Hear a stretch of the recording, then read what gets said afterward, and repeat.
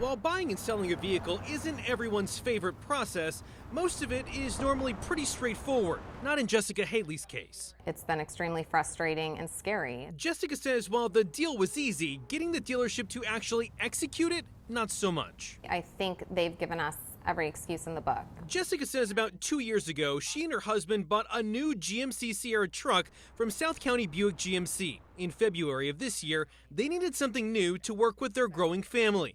So they took the truck to the dealership where they bought it and sold it back to them for the remainder of the loan plus some cash. They took the truck, said all was well, they'd pay off our loan, and we thought it was square and done with. According to a lawsuit Jessica's husband Brandon filed in April against the dealership, its ownership group, and others, alleging fraud, breach of contract, negligence, and other claims, that paying off the loan part didn't happen. My husband happened to log into his bank account and noticed that the loan was still outstanding.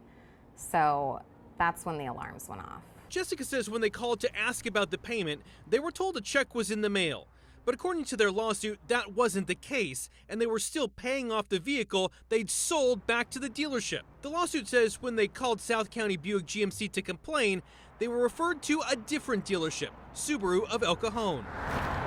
They told my husband that they do all their financing out of El Cajon Subaru's office, their sister stores. And so we went down to El Cajon Subaru a couple times. They just pushed us around. Jessica says eventually the dealership did produce a check that they promised would be mailed to Chase to pay off the loan. But according to their lawsuit, the check bounced due to insufficient funds. Their lawsuit says when they called GMC's corporate office to make them aware of the situation, GMC told them the truck had been resold to another buyer, even though it was still under their name. We have now been paying on a truck that we sold to the dealership that we found out they already sold to someone else. Team 10 went to both dealerships to get answers.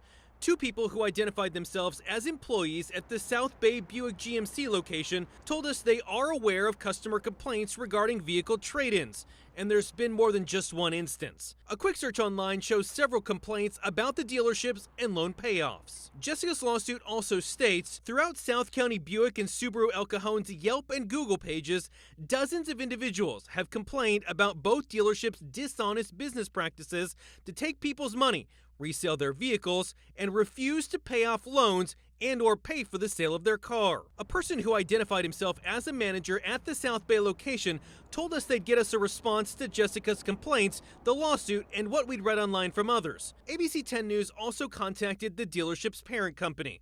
That response to our questions never came. They owe us money and they haven't paid. So they A, haven't paid off our loan, and B, haven't paid us the money that we are owed on the truck. How much do they owe you? I believe a little under $3,000.